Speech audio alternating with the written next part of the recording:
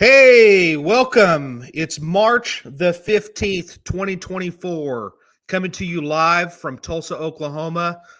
It's Into the Fire, new episode number 14. I can't believe it. How you doing, Ronnie? I'm doing well. How are you? I'm doing great. You know, I was thinking about this last night. I was thinking we really are pretty blessed to be able to have this opportunity to do this each and every week. And actually, I'm starting to look forward to it every week as opposed to being nervous. I'm starting to feel like Yeah. we're getting a little bit of the hang of this. And so far, so good, I think. The viewers seem to have a lot of great comments. I haven't had any negative comments as of yet.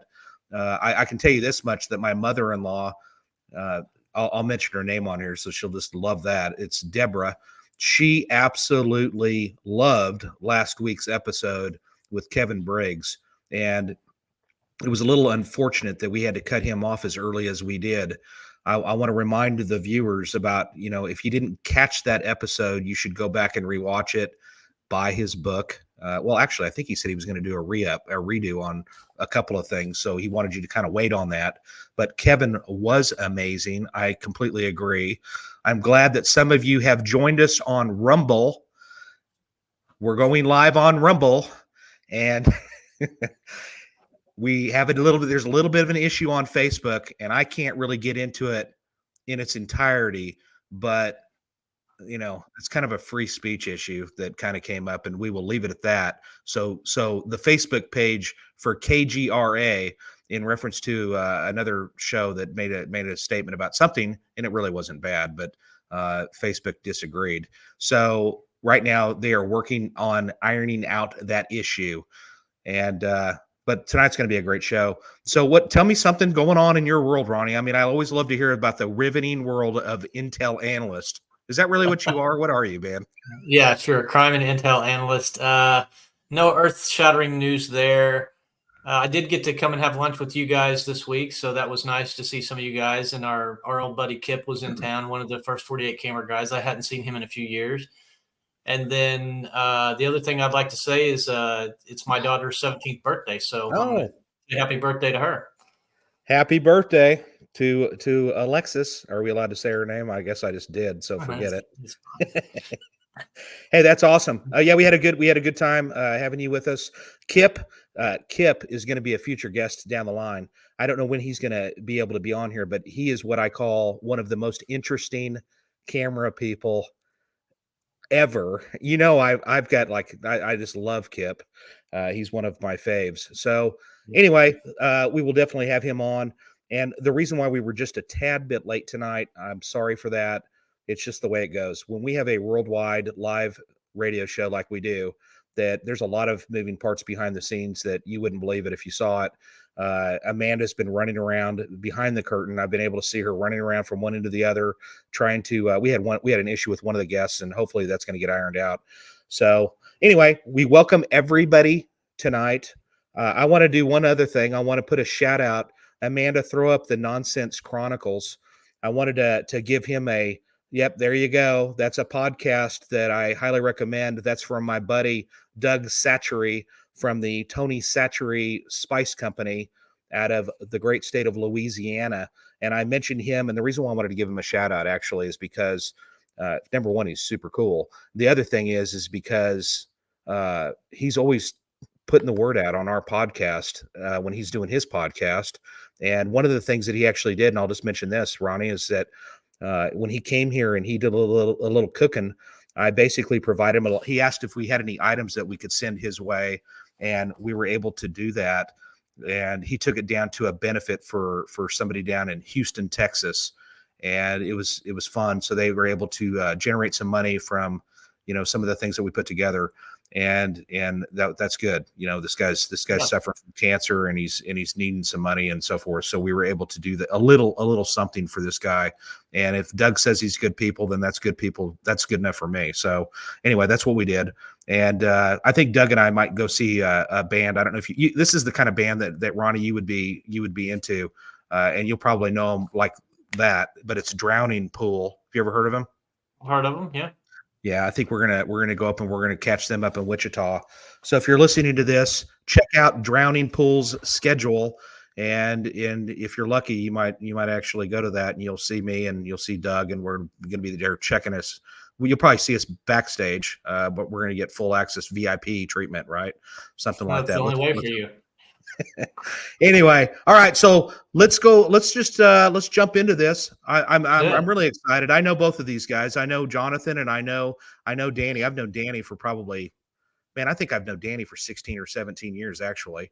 And Johnathan is really, this is going to be a fun story, because this is exactly what I like with respect to the show. And just to kind of give you a brief, I'm going to start off with his bio right quick. And on his bio, well, we're going to start with the video real quick. Amanda, go ahead and start with the video. I want you guys to see what this.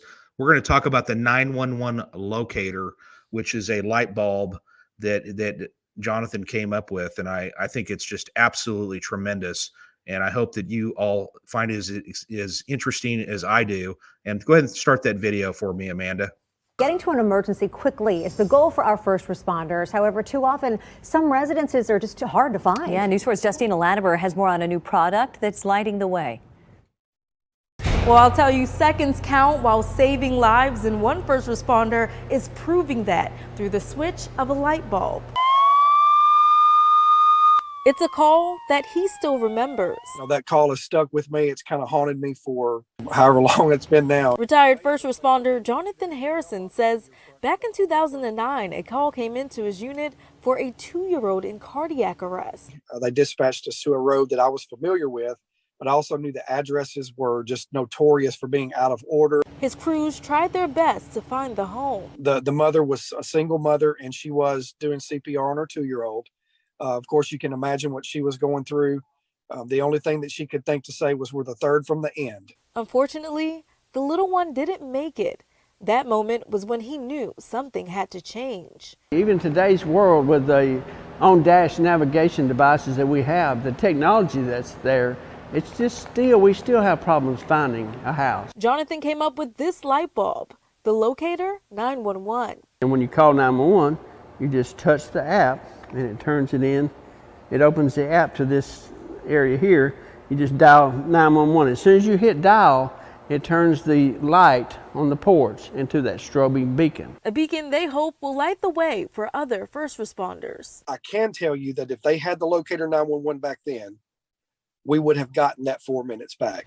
And they're hoping to come up with another version by summer that doesn't involve Wi-Fi to reach all communities. Reporting in Columbia, Justina Latimer, News 4 Nashville.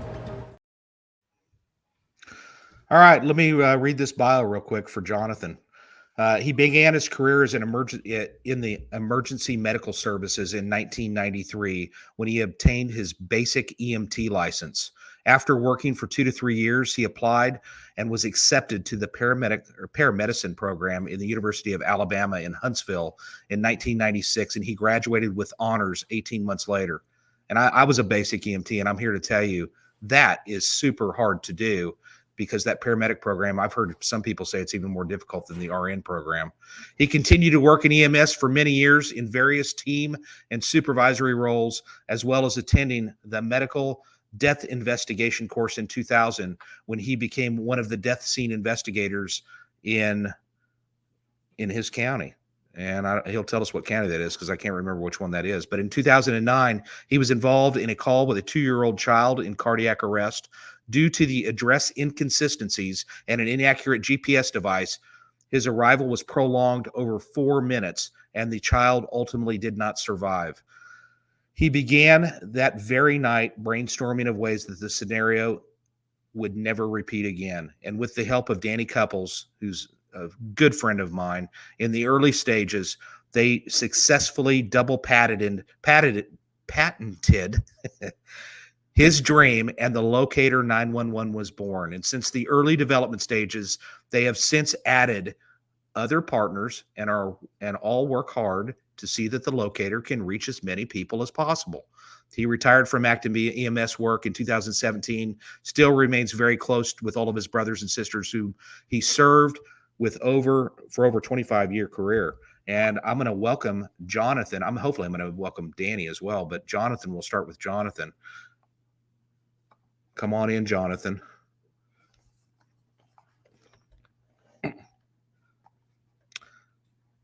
Amanda. Well, while we're waiting for him to come on in, somebody actually messaged me just recently. There he is. There he is. Hey, Danny's here too. And Danny's here as well. Thank you. Can you hear us, Danny? Yes, I can. Hey, there he is. I was getting pretty nervous there for a little bit. Well, I was too, but here we go. So somebody asked me, hey, do you have one of these bulbs? Yes, I do. And thank you to Johnathan for making that happen. I have one. I've had this for a long time. And so I've got it all hooked up outside, etc. But I want to welcome you. There it is. That's the bulb. He's got different variations that you could actually get. So tell us about what's been going on, Johnathan. You came to my department and you met me. I gave you a little tour, and I love the idea. I'm very much into the innovation that you've done here, and tell us about it. Well, first off, thank you for having Danny and myself. It's a pleasure to be here to speak with you guys and for all your listeners. So yeah, this thing started actually, in 2009 when that unfortunate call happened. And technology back then just wasn't where it needed to be. There's been other devices years ago that, you go to a light switch and you flick it 3 times and it flashes your front porch. Well, the problem with that is you have to be able to make it to that said light switch. If you're in the back of the house or you're, down and can't get up, you can't make it to that light switch. So it's not worth having. That's why I wanted to do something where when a call is made, you don't have to think about it. It does it for you. So technology started coming around, and probably latter part of 2012, 2013, I kind of got a grasp on exactly what I wanted to do. In the spring, I think it was of 2014, I had exhausted everything that I could do with it, and I needed help. Danny, I've worked with at that point 20 years, or almost 20 years at that point. Was a good friend of mine, so I thought, I'm gonna call Danny. Danny will get this. So I went out to his house, sat down with he and his wife at their kitchen table, and I said, Danny, I'm going to be honest. I'm an honest guy. I said, I'm here to solicit money from you. I said, so I said, I need some help with this product. I said, I think it can make a difference. And I told him the story of the child that didn't survive, which I'll go into that. And Danny got it. He's like, you don't have to say anymore. He said, I got it. He said, what do we need to do? So Danny and I teamed up. We filed for patents with the United States Patent Office, and we successfully achieved that. We were granted a design and a utility patent for the Locator 911, which is locked up for 17 years, so they tell me. Wow. And that was the easy part, was the patents. Then we did a lot of research and development. Danny and I took it as far as we could take it. And then we brought on a couple of more guys that are good friends of ours that kind of helped, bring everything together. And then in 2022, February 2022 is when we launched the Locator 911. And it's been great. We've had, testimonials, customers that have emailed us. It's been a blessing to be a part of this and to share it with my friends, Danny, of course, and the other 2 guys that are involved. But to get more in detail with this call that started the whole thing, without naming the county that this happened in, just respect. This happened in 2009, in the fall of 2009. We had been absolutely slammed all day long. I mean, it was call after call after call after call. And finally we had a break to just try to get some rest. And it was about 1 o'clock in the morning, and I laid down, and just, how it works. About 30 minutes later, boom, tones go off. Medic 42 needs you to respond to such and such road, which I won't say, of course. But 2-year-old possible cardiac arrest. So, and Danny can kind of vouch for me on this one. Usually, and it's good of this, that's usually not the case. With kids, it's usually not a cardiac arrest situation. It's mom and dad's gotten scared, or the child was choking, or possibly a seizure, and it's usually never that. Right. But you assume that it is. So you're up and you're going as fast as you can go.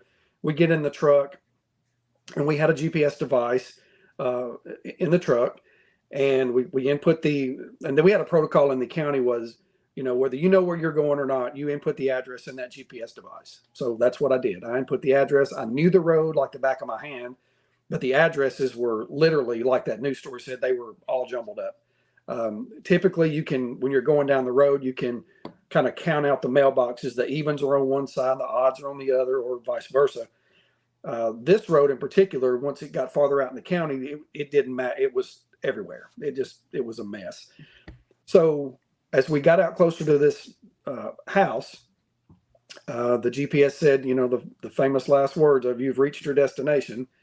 And we looked around, and it was pitch black. It was nothing but darkness. Of course, that the anxiety level is now going up a little bit more. Then, of course, dispatch calls back and said, "This is confirmed. CPR is in progress." So we kept on going down the road, probably a half to 3/4 of a mile farther down the road. We come to a driveway that I saw the address. It was on the opposite side of the road that it should have been on, because I was counting the even numbers on the right side. We get to the driveway, and I see that address. I told my partner, I said, "There it is." Well, as we turned in and the headlights caught it, there were 3 other mailboxes with it on that driveway, and they were marked B, C, and D.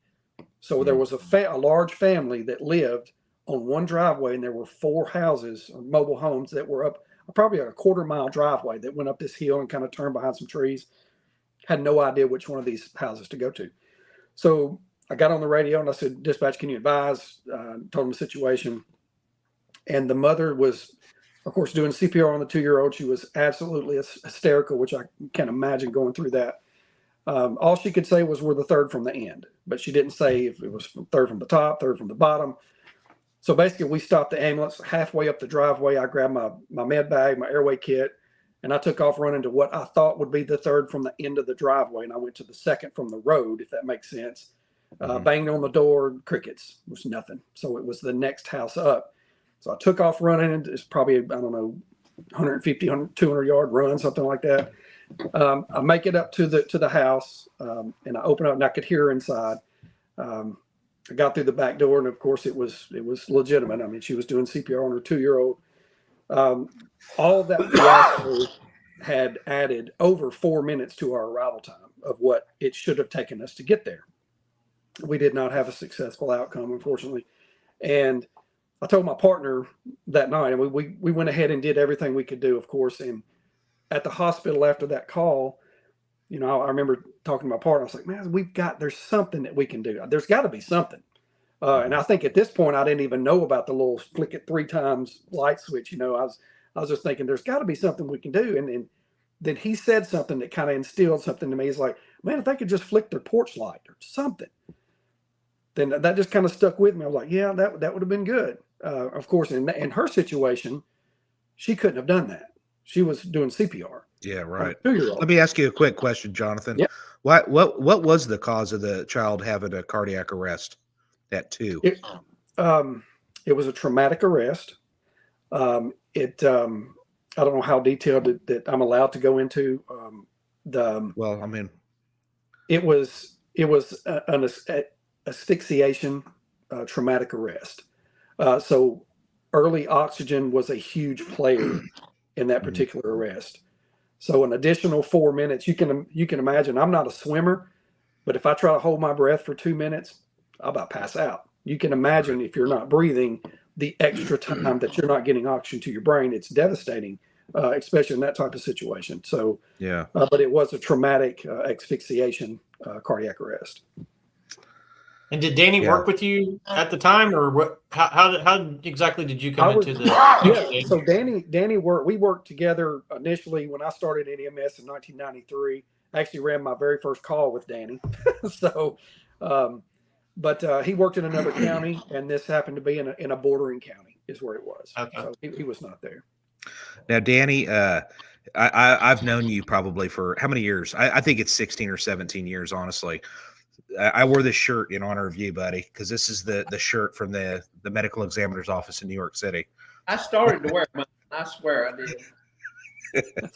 Well, anyway, what's really neat about Danny is that first of all, Johnathan, you can't pick a better partner. I mean, to go into business with. He's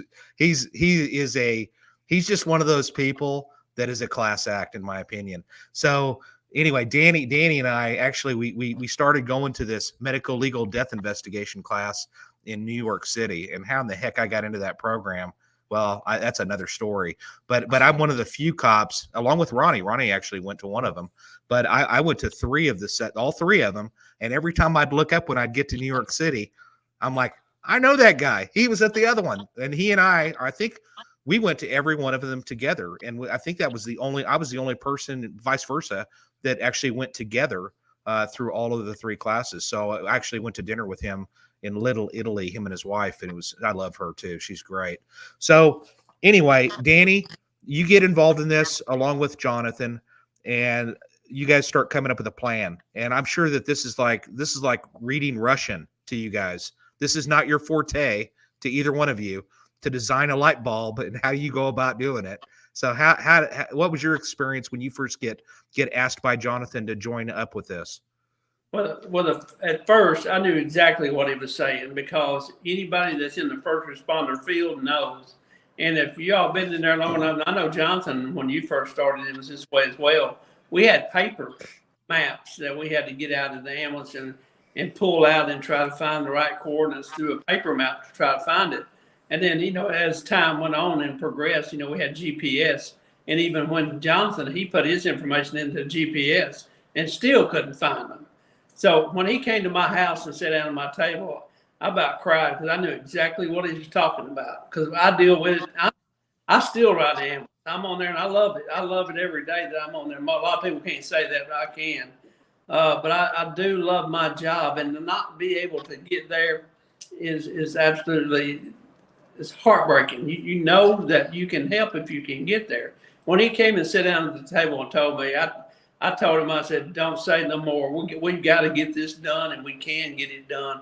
And we went to work. As soon as he left, we got in and got those patents done. But I see it even today, as we've even more progressed, it's still hard to find. And I think that one of the biggest reasons is because of how things are growing, how houses are being built quickly. New roads are being built, and GPS just can't keep up with it. Right. But when he came, I said, listen, dude, we got to get this done. And and if you ask anybody on the street, whether you're a police officer, firefighter, paramedic, Uber driver, it don't matter. When you try to find something and you can't do it, it's frustrating. And it's just that way in all fields, especially in the police or fire and EMS. But us as I'm not going to say ambulance drivers, but that's what we are. And that's what we're called for years. But a lot of times when we get there, the police is already there, or the fire. So that's our locator. So when many times, but sometimes you're not there. The fire's not there. So we have to find that locator, and it's not there. Right. When I tell people, explain to them, especially in the first responding field, that think about that fire truck that's already there. That's what you're going to see. Oh, we lost Danny. That's okay. So, Johnathan, I see a couple of comments over there on the side, and I was just sell this to some. But Danny, we're losing you. What it can do and how it can help. Hey, Johnathan, maybe you can answer this, or Danny, either one. Danny, I don't know. I believe in it from right now as much as I did from day one. Johnathan, I ran the first call with you, and I think I ran the last call with you too. Yeah, you did. So, hey, the question I have for one of you was, I've lost. I can't hear anymore. Okay, so the question I had, Johnathan, was, I think that video can you guys hear me? How it works with the app. Can you explain how it works? A couple of the comments were about, is it connected to like Alexa or Siri or anything like that? Gotcha. Sorry, I can't see the comments. I know there's a way to. Okay. I don't want to push a button. I'm afraid I'll lose something. No, it's all good. We're actually we're working on developing where it will be Alexa compatible. Unfortunately, right now, the way the app is coded, that's not possible. So the way it works right now, there are two different versions, I guess you could say, of the bulb. So there's the original version, which is the Wi-Fi version. There's a free app that you download on your phone. It's Android or iOS. It's free to download. You just make a simple account, and then through a 2.4 gigahertz Wi-Fi network at your home, you connect your bulb. And then you could set your the regular light portion of the locator, because it is an LED bulb. You can use it for everyday use. You can set a timer for your bulb to come on at night and go off in the morning, however you want to do so. But if you call 911 through the app, as soon as you hit call, it changes from those regular pretty white lights to that strobing beacon. And we understand that there sometimes, and I know you guys being police officers, you will get this really quick.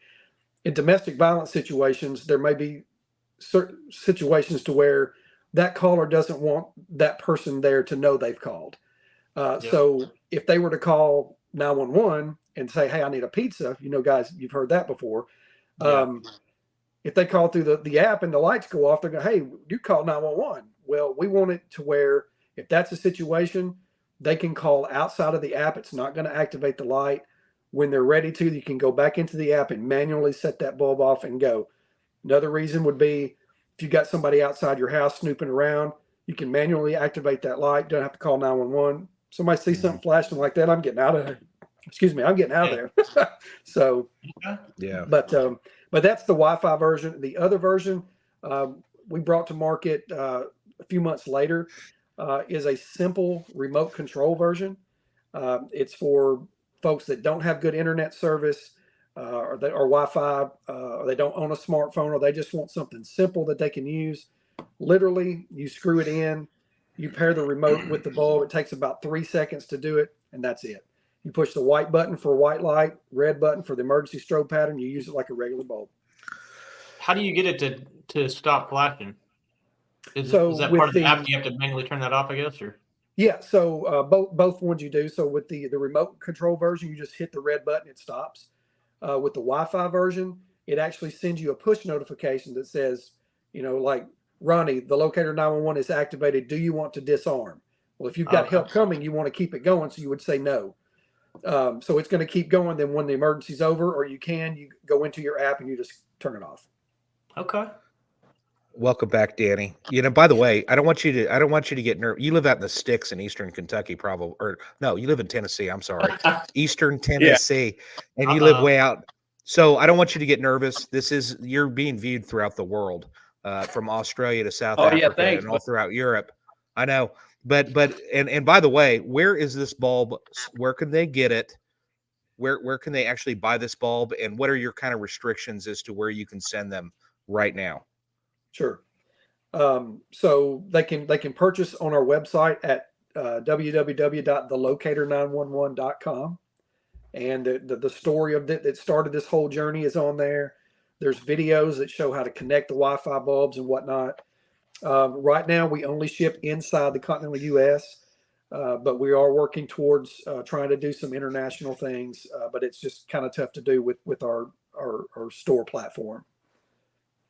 I know right before we came on, I just pulled up the website, and within, I don't know, however long I was on there, less than a minute, there was 2 things that popped up that said someone had bought one 7 seconds ago, and there was another one that talked about that someone had bought it like 10 minutes ago or something like that. So I thought that was pretty cool. Yeah, it's doing very well. And I'll let Danny touch on this. We're starting to get some government and some state backing. That I'll let Danny kind of talk about that some. Well, what we're trying to do, actually, even from a lower, like a county or a city side, is try to get it into a codes, kind of like the smoke detectors.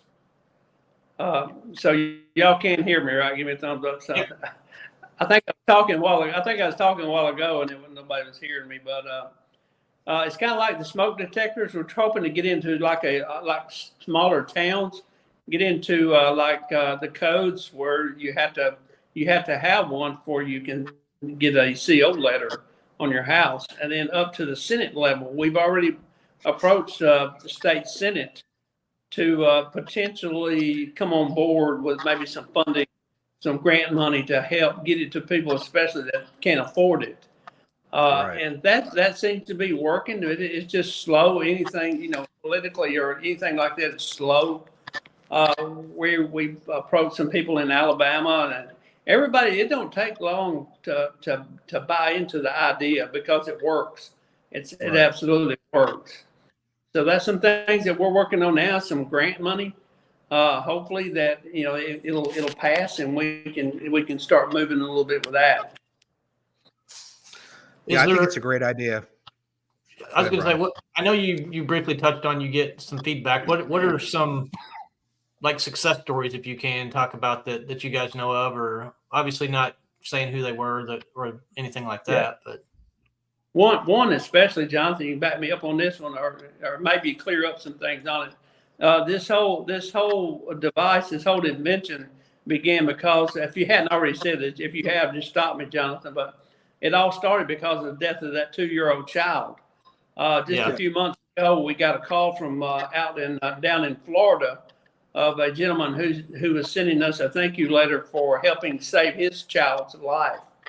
So that circle kind of came around to a complete for us. That was really breathtaking to get that news, and we've had stories from all over the United States of ones. And I'll tell you one quick one that our hospital that I work with at Williamson Health in Franklin, Tennessee, has endorsed us for this product. They believe in it. If an organization like that will, that means a lot.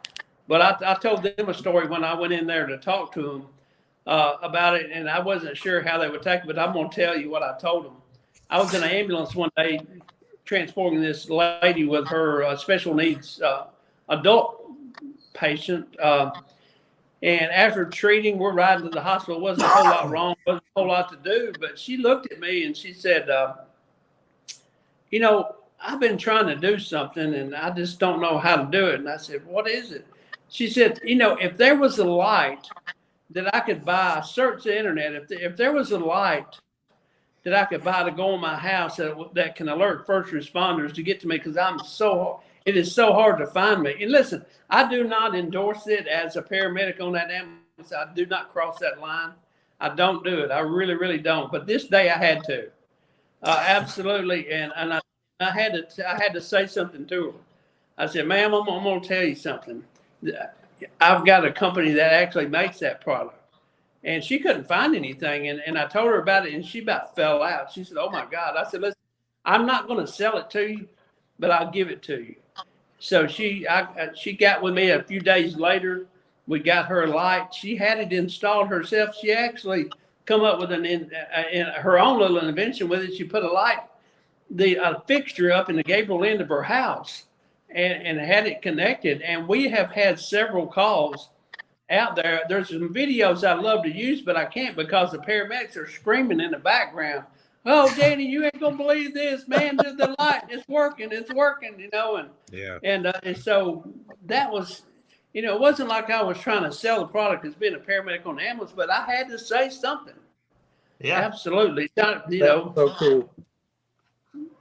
Jonathan, you got some more stories. Yeah, I mean, I know there's one out in Boise, Idaho that you was telling. Yeah, that was. So when we first launched, which I want to kind of go back to how we got. It's kind of been like a roller coaster. This thing literally blew up in about 2 weeks. But when we started getting a lot of recognition, there was a lady that wrote in that she had already purchased one, and she said, I just want you to know that I lost my husband 3 weeks ago to COVID. And she said, I live in rural Idaho in Boise. I think all of Idaho is rural, isn't it? But she said, I live in just way out in the sticks in Idaho. She said, I want you to know the comfort that I have now, knowing that if I need somebody, they're going to be able to find me. I don't feel so alone. And she sent us a video of the bulb flashing, because I said you can manually turn it on. And that was the coolest video that I got, which gave me an idea. I was like, let's showcase some of these customers that have put their faith in our product. And we had a bunch of videos that customers had sent in. Oh, we got the Locator's active in Chicago, and it's, these different places. And I put this video together and put it out of all the different states, which we're in every state but Hawaii and Alaska now. We've Nice. got sales everywhere else. Yeah, so it's not only just it's a comfort to some folks knowing that, okay, if I need somebody to find me, they're going to be able to find me with this thing. So, I think it's great. One thing that well, I don't know if you guys brought up, but I went on a call once, and I'll make this. I won't make this the story long. I went on a call once, dispatched to a call out in the county, and I pull up, and I see this little girl waving at the door. Come in, come in. We went to the address which we assumed we were dispatched to. And so we get her jump kits and we're running up the door, open the door, and her daddy pulls out a gun. And he says, "You better get out of my house. You're in the wrong place." And he, this product not only can save lives of patients, it can save lives of first responders. And that's true. I've had that a few times, not a lot, but as far as guns pulled out. But this was back several years ago. But it can not only save the lives of patients, it can save the lives of us as first responders as well. Yeah, so what's something that the listeners can do for you as far as, like, I guess if they know somebody in their state reps or something along those lines, or I mean, what's something that the people could do to get the word out about your product that I mean, I'm sure either that, or maybe you guys have already got that handled to where you're actually reaching out to congressmen, state congressmen and state senators, et cetera, in the various states. I'm sure you guys are doing that regularly, or at least you're exploring that. We would ask everybody to reach out to the ones that, in your congressmen or whatever, they're always looking for something for safety and health. And this falls right in the category.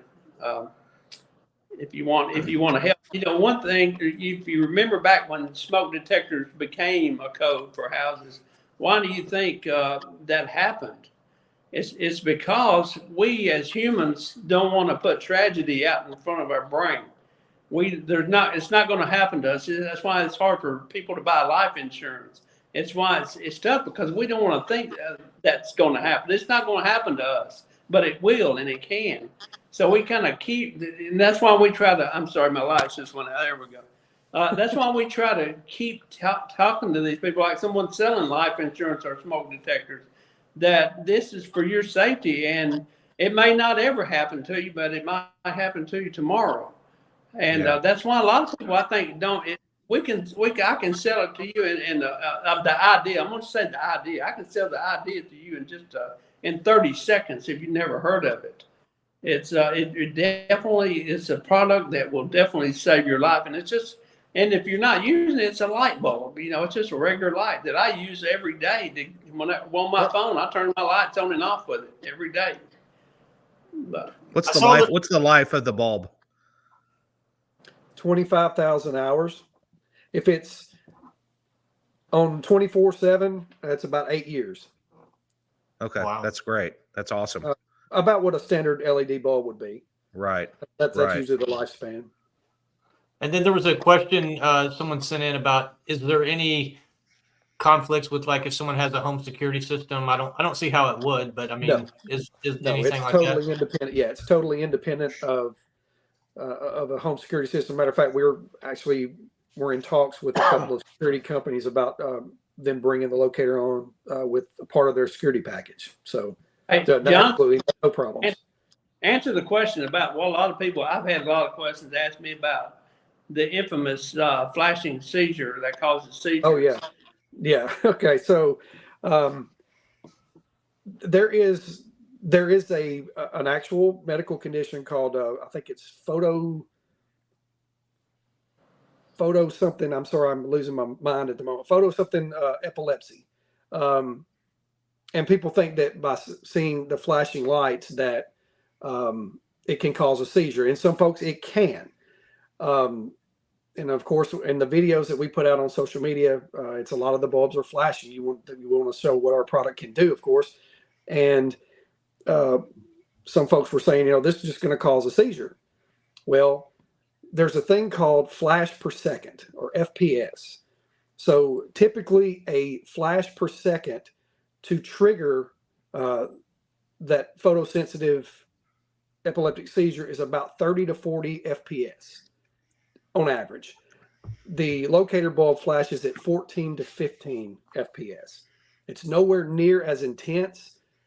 It's not even as intense as the emergency vehicles that are coming to help you. So it's not going to cause that seizure that folks are scared of. And if you are very sensitive just to bright light, then just look away. But it is just it's no more intense than the emergency vehicles that are going to be coming to help. Yeah, I would think that. I mean, if you're calling 911, I would think most of the time you're not going to stay at the same place or something. You're going to move to somewhere else in the house. So I don't think you would just stand under that light or anything. Exactly. But I mean, it's a legitimate concern for folks, and I wanted to address it. That no, of course, I'm not making light of it at all. But I just know in my experience, and this is just me, in my 25 years responding, I never responded to a seizure call that was brought on by a flashing light. That's just me. I've never seen it. Not saying it doesn't exist, it does, but I've just never. That's something I never responded to. So. No, I think that's a great point to bring up, because I'm sure that somebody would have thought of that, and I'm glad that would be a common question, I would think. So, Danny, have you arrived at houses, since you're still working out on the rigs, right? Right. There. Have you arrived at a house that had one, and you're like, oh man, hey, they got one of our lights? I mean, that's got to be a good feeling. Buddy, I am so waiting on it. But my partner at work, his mother had an emergency a few weeks ago. And he used it to actually alert an ambulance, but I haven't done it yet. I'll probably freeze up when I see it I haven't done it yet. I'm still waiting. Hopefully that would be surreal. I want to take a quick minute, and Amanda, I want to take a quick minute and just kind of highlight Danny here for a quick second. Let's show a quick video that is Danny at work, and I think it's just a fun video to show. I love sharing your heroes each week, and today a Williamson County EMS crew is praised for creating an unforgettable moment in an ambulance last month, and it is probably the last thing you'd expect to happen on an emergency call.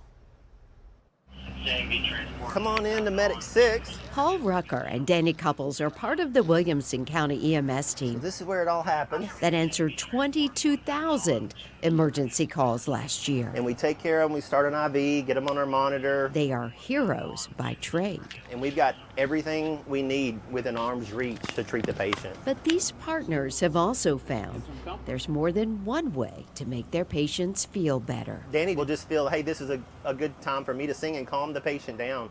And it really does. I can't explain when to do it or when not to do it. It's just the way I treat, You could say that Danny offers sunshine when skies are gray. One song that everybody knows, You Are My Sunshine. And I just started singing to her, and she just lit up like a light bulb. You are my sunshine, my only sunshine. You make me happy when skies are gray. Danny uses that one song and that sweet voice I held you in my arms to help anxious ambulance patients. He's done it for 33 years. Oh, dear, how much I love you. Please don't take my sunshine away. And he did it again when they raced to help 89-year-old Barbara Stringer. She fell and broke her hip. To me, this is heroic because this made my mother-in-law feel safe and comfortable, and it made us feel safe and comfortable, and we were 5 hours away, knowing she was in good hands. Danny says he wasn't sure she'd remember the song, but in the hospital, the nurse asked Mrs. Stringer how she got to the hospital. She couldn't say it, but she could sing it. Do you remember falling? She said, yes. Do you remember how you got here? She started saying, you're my sunshine. That's why we wanted everybody to know that our guys here in Williamson County are heroes. All right, you got company, see if you recognize anybody. That unexpected sunshine has formed a bond. Remember me? Yeah, I do. Hey, I heard you had to have surgery. Yes. Danny and Paul stopped by to see her recently in recovery. You really did. You were just wonderful. Thank you. And there was only one way. I'm ready. All right, I'll get it started. Okay. You gonna help me, right? I'll try. Okay. To reconnect. You are my sunshine, my only sunshine. You make me happy when skies are gray. You'll never know, dear. I think it touches me as much as it does them. I really do. Please don't take my sunshine away. Good job. You're so good. In Williamson You County. got a pretty voice. Amy Watson, News Channel 5. A 90-year-old woman. That's pretty good. That's really good. Mrs. Stringer gave Danny and Paul gift certificates because she wanted to thank them for, appreciate them for their kindness. By the way, she is 89. She does turn 90 next month. And a special thank you to Williamson County EMS and Fire and to Chuck Gordon for sharing this wonderful story with us. And our great assistant chief photographer, Catherine Stewart, helped you with that story. She's amazing. It was incredible, and this is what My Hero is all about. It's so special. We all have a Mrs. Stringer in our life, whether it's our mom or grandmother, aunt, whatever, and that's what we would want for our loved one, that treatment. Exactly, and that's what Mr. Gordon wanted to emphasize because he was out of town and said it made her so comfortable. By the way, she gets to go home on Monday. How about that? Yeah. I love it. I love that story. I think it was really neat, and I appreciate you sharing that with me, Danny. I want to remind the listeners, well, first of all, if you can't tell that Johnathan and Danny are not good people, come on. They've got a great product. They're awesome people. I love the fact that you guys are – I love that they did a story about EMS because you guys are kind of the unsung heroes. You don't get a lot of that. And this bulb here, Johnathan and Danny are going to do something. This is going to be our first giveaway because we're trying to be trendsetters on KGRA digital broadcasting. It's time for the other hosts to step up their game because they are actually going to give away 2 of these. And how I've thought about how we're going to do this. For the people that are outside of the country, it's not going to do you any good. So it's going to have to be intercontinental United States. Go to my Detective Jason White Facebook page. I'm going to post this video on there because I have to figure out a way that I'm going to be able to do this where it's random.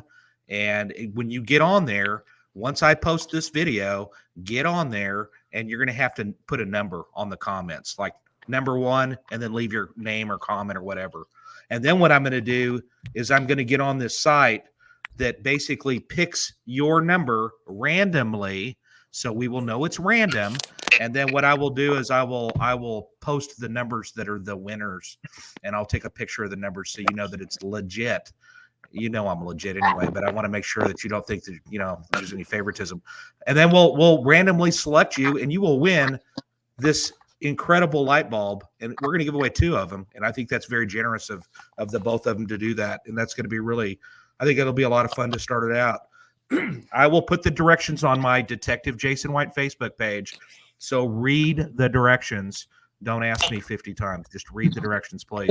And then we'll do a random thing, and I'll let you know when we're going to end up doing the drawing and so forth. And then they will ship it to you direct because I'm going to give them your address, and they're going to go ahead and ship it to you direct. And I think that's very, very nice, and I appreciate that very much. We've got 2 minutes left here. What are your final comments that you want to share with us, Johnathan? So I don't think, did we lose? I think we lost Danny. I don't think it would be right if I don't mention this little story. So when we're all through the research and development and all this, of getting the locator going, we had some prototypes that we were using, and I had a prototype at my house. In 2019, I moved my mother in with my wife and little girl. Her health was starting to deteriorate, and we wanted to take care of her. So we moved my mother in, and in February, this may have been the year before we launched. I think I had the prototype. We had just built our house, so the GPS data had not been updated yet for that area. So our house did not register with any GPS devices. My mother had a bunch of fluid get on her lungs very quickly. Pulmonary edema is what the term is. She got very short of breath. It was about 10 o'clock at night. And I got my mom as comfortable as I could. I grabbed my phone. Of course, I've got a prototype in the front porch of my house. And I pull my phone out and I call, light goes off, talking to the dispatcher. And I said, hey, this is a heck of a time to try to plug a product. I said, tell the crew to look for the flashing lights on my house. I said, the house doesn't register with GPS devices. So if they look for the flashing the flashing lights on the house, they're going to turn around in the driveway. Typically, if you were to follow a GPS to my house, we lived on a lake at that point. It would stop you about a half to 3/4 of a mile before you get to my driveway. And you're actually on the dam of this lake. It stops you right in the middle of the dam. Well, I'm standing on my front porch now. My wife was with my mother, and I could see the ambulance coming in from the top of the hill a couple miles away. No leaves or anything. It was in February.